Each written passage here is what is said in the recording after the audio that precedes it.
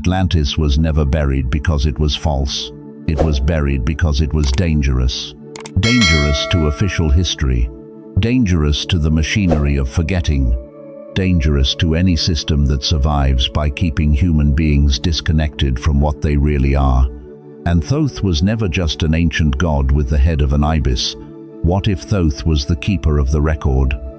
The guardian of what the world tried to erase? The one who carried the memory of Atlantis forward in symbols, in temples, in sacred language, in codes only certain souls would feel before they could explain. Because this was never just about a lost city.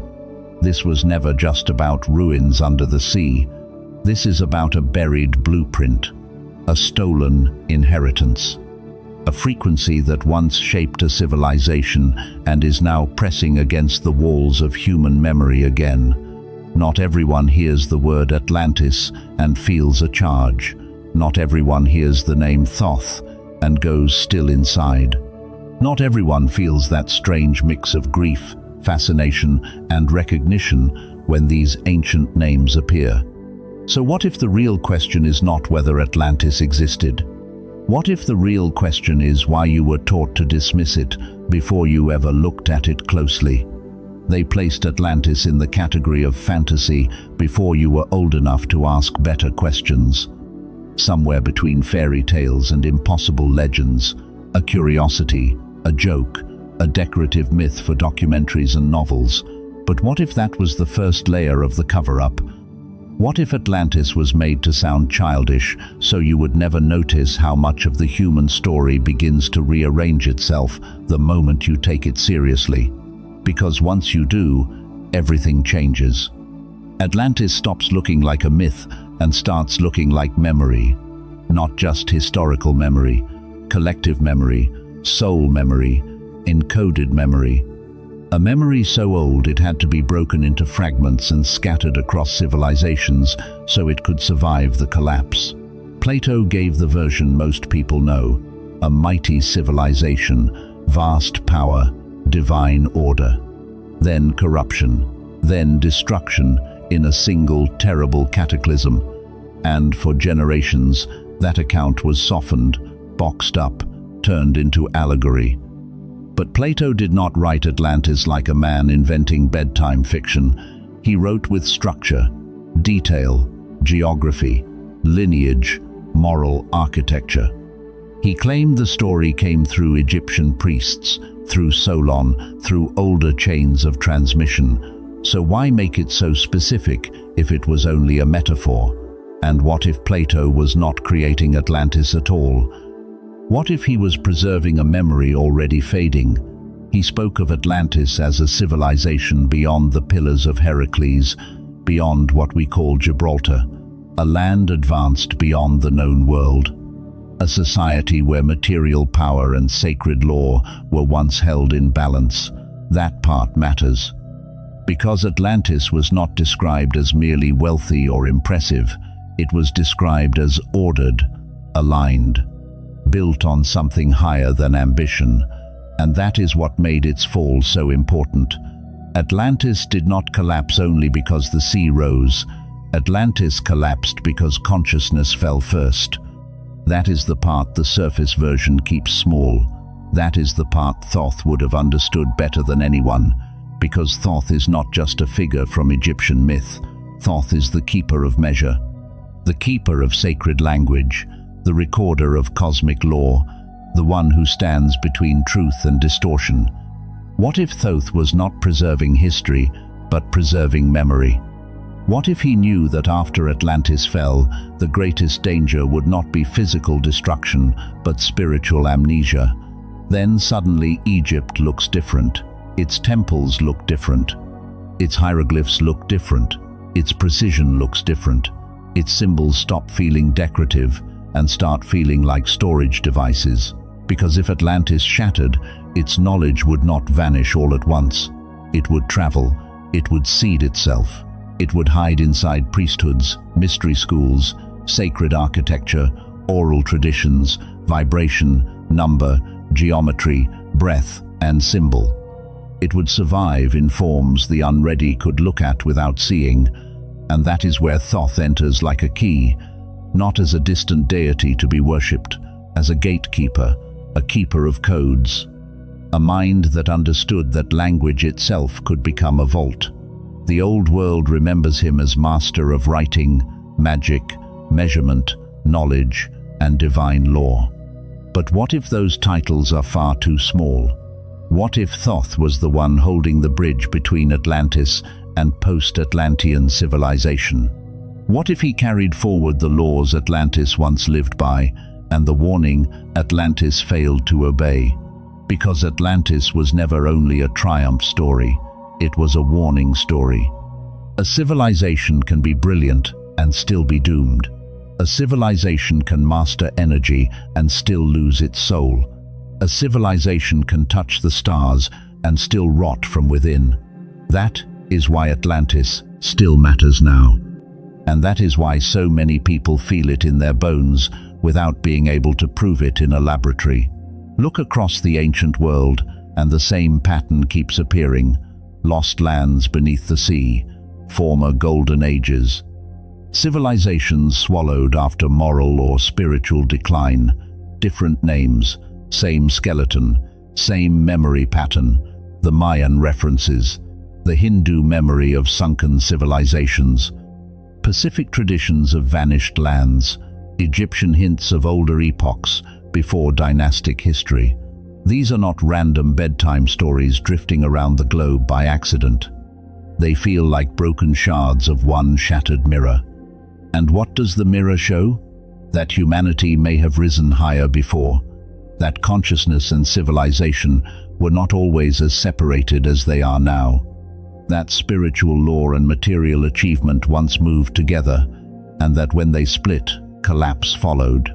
This is why Atlantis carries so much emotional electricity, because Atlantis is not just a place. Atlantis is a pattern. Atlantis is a frequency. Atlantis is a memory of what human beings become when spirit and power are aligned. And Atlantis is also a warning about what happens when power outruns wisdom. This is where the story gets uncomfortable, because the fall of Atlantis was not simply a natural disaster. That was the last scene. The deeper collapse began in the soul of the civilization itself. Greed replaced virtue. Control replaced reverence. Ego replaced alignment. Sacred science became corrupted by appetite. What had once been used to elevate consciousness began to be used to dominate it. That is the real fracture. Many esoteric traditions describe Atlantis as possessing forms of technology modern culture barely knows how to think about. Not technology in the cold, mechanical sense we are used to, but technology rooted in consciousness, vibration, geometry, sound, light, intention, resonance, a science of life force.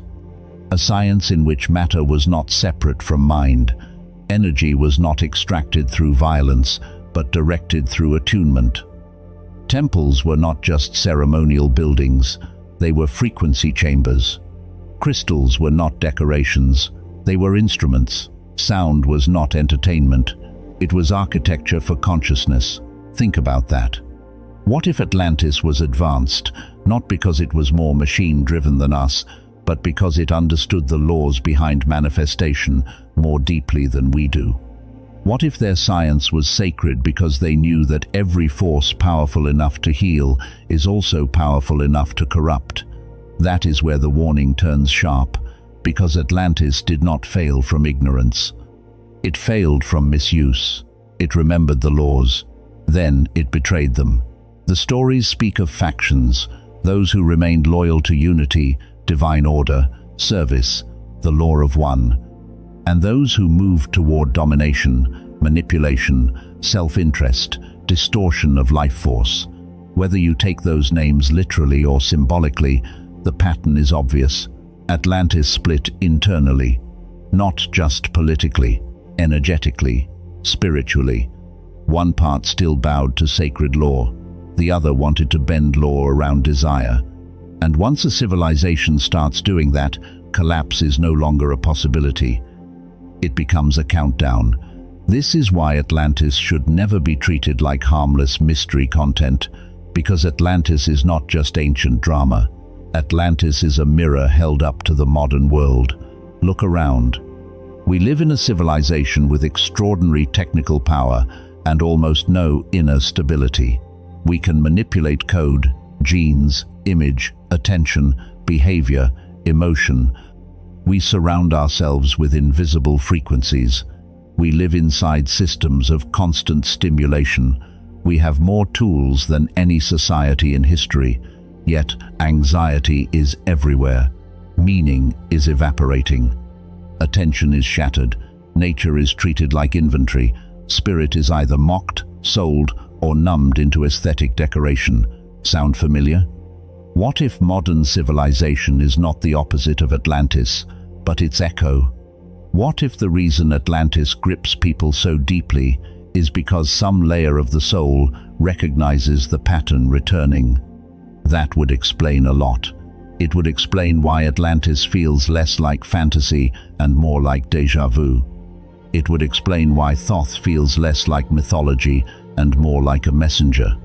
It would explain why certain people feel such a sharp pull toward Egypt, sacred geometry, ancient symbols, star maps, frequency, reincarnation, hidden knowledge, and the strange grief of not being able to remember something fully.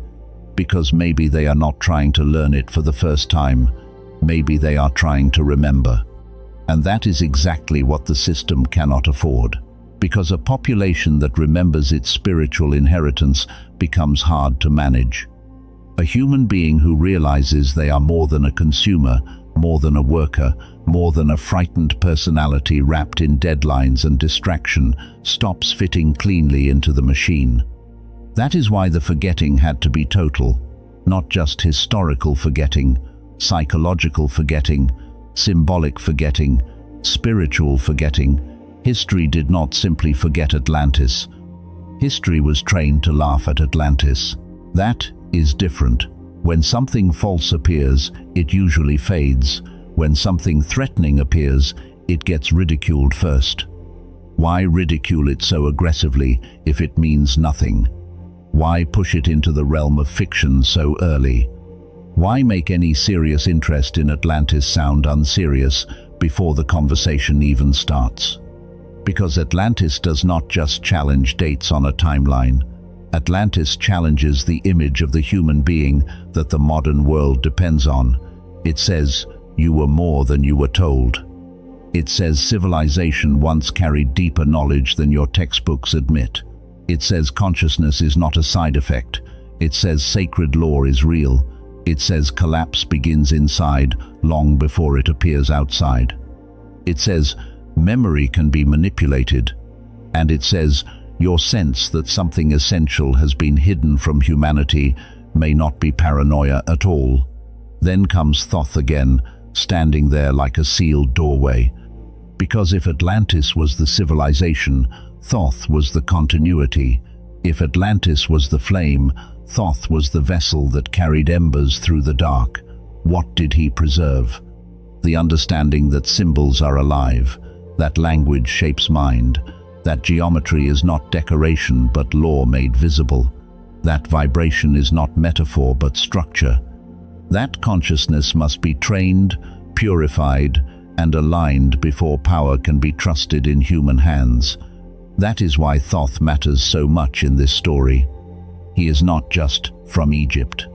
He represents the survival of sacred intelligence after collapse. He represents the record that outlives empire. He represents the refusal of truth to fully die.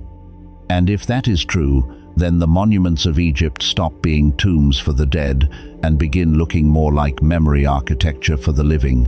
The precision, the celestial alignments, the hieroglyphic density, the symbolic layering, the ritual use of sound, breath, color, chamber, orientation. What if those were not primitive religious impulses trying to reach upward, but fragments of a much older science trying not to disappear? What if Thoth encoded what could not yet be spoken openly? Then the story turns toward you. because none of this would matter if it stayed at the level of exotic, ancient speculation. The reason Atlantis survives is because it lives in people. Not everyone, but some. The ones who have always felt that normal life was too flat. The ones who followed the script and still felt empty. The ones who can sense energy in rooms before a word is spoken. The ones who get exhausted by noise, falseness, shallow talk, and performative culture. The ones who feel ancient grief when they look at the state of the world. The ones who are drawn to symbols they were never taught. The ones who dream in strange architectures. The ones who feel homesick for a place they cannot locate on any map. What if that feeling is not dysfunction? What if it is memory pressing against the wall? Many traditions speak of souls returning, not to be worshipped, not to claim superiority, but to repair what was once broken, to carry forward a lesson not yet integrated, to prevent repetition, to rebuild not the physical Atlantis, but the frequency of Atlantis before corruption took over. That changes the whole frame. Because then your sensitivity is not a weakness, your restlessness is not random, your inability to fully belong in the modern script is not failure, your attraction to hidden knowledge is not trend. Your discomfort with the noise of this world is not immaturity. It may be evidence that something in you remembers another standard, not perfectly, not intellectually, but vibrationally. You do not always remember through facts. You remember through resonance. That is why certain truths hit the body before the mind. That is why some ideas feel less like being taught and more like being unlocked. That is why the words Atlantis and Thoth can stir something older than logic, because Atlantis may live in the subconscious as unfinished memory, and Thoth may live there as the one who left markers for those ready to read them. Not everybody will understand this. Not everybody is supposed to. Some people only want history if it stays dead. Some people only want mystery if it stays entertainment. Some people will hear all of this and feel nothing, but others will feel the whole thing move inside them. And those are the ones this message was always for. Because once myth becomes memory, the question changes. It is no longer, was Atlantis real? It becomes, why does this feel personal? Why do certain symbols feel familiar? Why does ancient Egypt feel charged? Why does modern life often feel spiritually counterfeit? Why do silence, sound, geometry, stars, temples, and sacred language feel more real than the culture we are told to obsess over? Why have you felt, your whole life, that something important was missing and no one around you seemed to know what it was? What if the missing thing is not out there? What if the missing thing is remembrance? To awaken in this context does not mean collecting spiritual labels. It does not mean escaping reality. It does not mean acting special.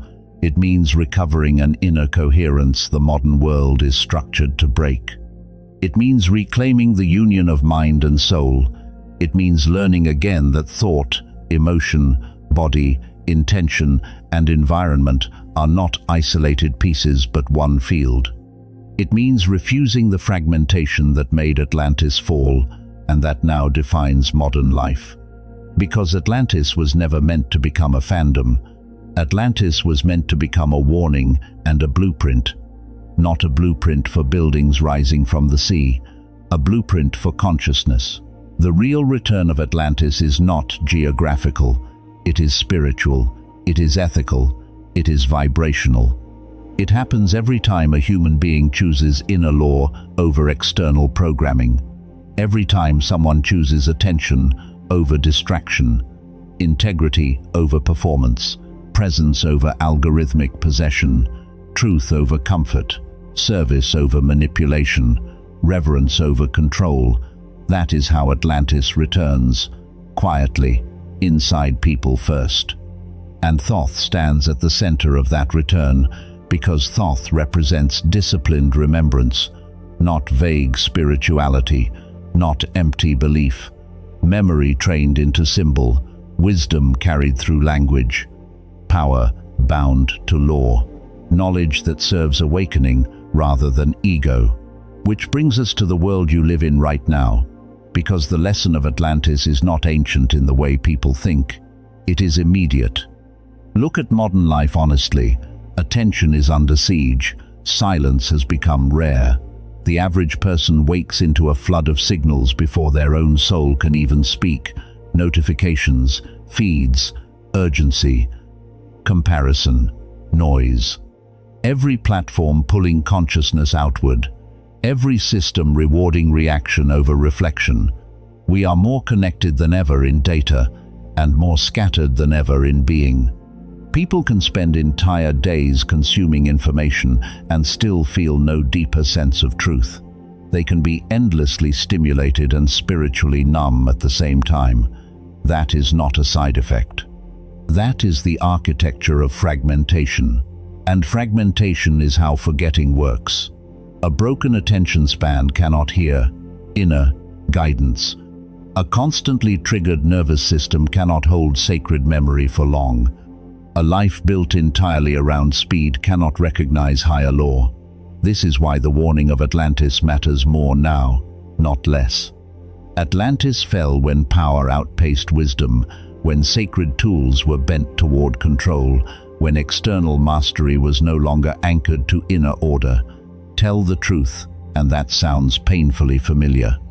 Modern humanity is doing something similar with technology, attention, biology, and energy. We keep expanding capability while shrinking consciousness. We keep multiplying signals while starving meaning. We keep teaching people how to perform while never teaching them how to listen. This is where Thoth becomes urgent, because Thoth is the antidote to scattered consciousness. Thoth is the memory of sacred literacy in an age of spiritual illiteracy.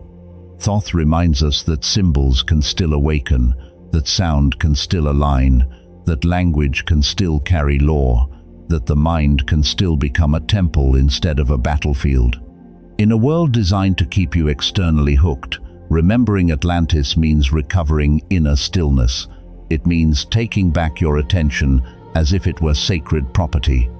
It means realizing your intuition has been drowned, not destroyed. It means seeing that the soul is not absent, it is overrun by noise. And once you understand that, the collapse of Atlantis stops being old tragedy. It becomes a live warning, a message arriving exactly on time. Not telling you to fear the future, but telling you to refuse amnesia before it becomes total. So no, this is not just about a lost civilization. This is about whether human beings can hold power without losing soul, whether we can use knowledge without worshipping control, whether we can remember sacred law before another collapse becomes inevitable. That is why Atlantis keeps returning. That is why Thoth keeps appearing. That is why some people cannot stop searching, because the story is not over. And maybe that is why you are here. Maybe your role is not dramatic in the way the ego wants. Maybe you are not here to build a movement or claim a title. Maybe you are here to embody a frequency, to become less programmable, to become more inwardly clear, to refuse the machinery of forgetting in your own life, to live in such a way that others feel there is another way even before you speak. That is not small. That is how new worlds begin, not all at once, not through slogans, through living memory. The people who carry Atlantis now are not necessarily loud.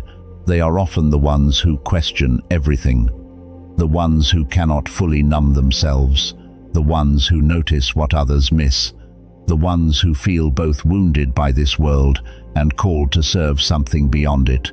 The healers, the disruptors, the bridge builders, the symbol readers, the ones who know, somewhere deep down, that their life cannot just be about surviving inside systems that make the soul go silent.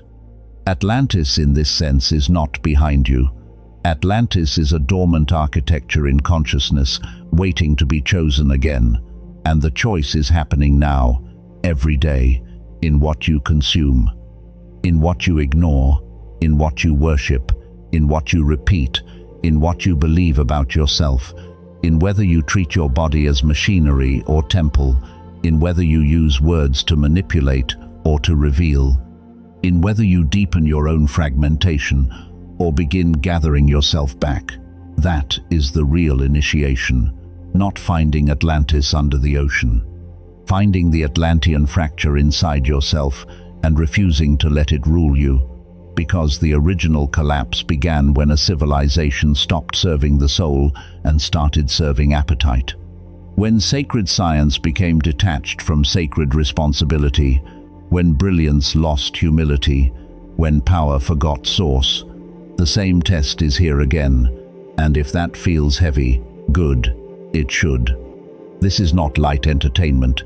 This is a mirror. This is a summons. This is a line in the sand. You are not being asked to blindly believe. You are being asked to notice, to feel, to question why certain truths seem to glow the moment they enter the room, to ask why Atlantis still stirs the collective after all these centuries, to ask why Thoth still feels alive in the symbolic field, to ask why your own soul may have been leaning toward this your whole life.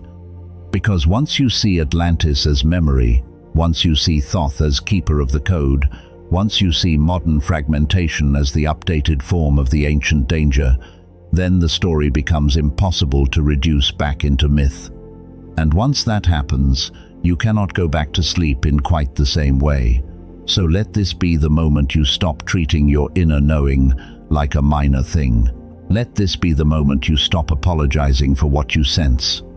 Let this be the moment you understand that the longing, the sensitivity, the strange recognition, the pull toward hidden wisdom, the hunger for something real, may all be pieces of one larger pattern. Atlantis was never only a place. Atlantis is the memory of aligned power. Atlantis is the warning of corrupted power. Atlantis is the blueprint of what human beings can become. Atlantis is the grief of what was lost. Atlantis is the call to build differently now. And Thoth is the witness who kept the record alive long enough for some of us to hear it again. So, here is the real verdict. The greatest secret was never the location of Atlantis. The greatest secret was that Atlantis left a frequency behind, a frequency that can still be chosen, a frequency the system cannot fully suppress, a frequency that starts to wake up the moment a human being values truth over programming, remembrance over distraction, soul over spectacle. If this stirred something real in you, do not treat that lightly. Mark it, not as a casual comment, as a declaration. Right, I remember what noise tried to erase, as a sign that some part of you has recognized the call and refuses to go back into spiritual sleep. And if you know this path is opening in you, subscribe and stay close to this work, because some messages are not for mass consumption. They are for those already beginning to remember. Share this with the one person who has felt the same fracture, the same pull, the same homesickness for something ancient and true. They may not need convincing, they may only need the signal. Because Atlantis was never just lost. Atlantis was sealed.